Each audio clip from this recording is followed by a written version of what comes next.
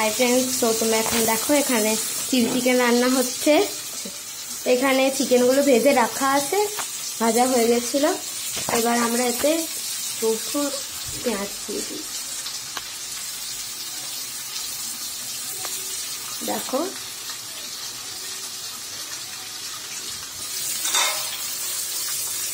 আর এই বাটিটাতে আমরা একটু টমেটো সস, চিলি সস আর সয়া সস দিয়ে মিক্স করে রেখেছি।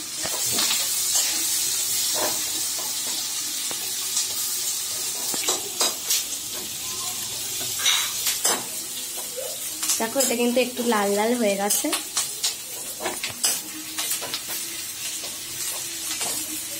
এতে আমরা ক্যাপসিকামটাও দিয়ে দিয়েছি, আর এতে আমরা কাঁচা লঙ্কাও দিয়েছি। এবার আমরা সসটাকে দিয়ে দিলাম।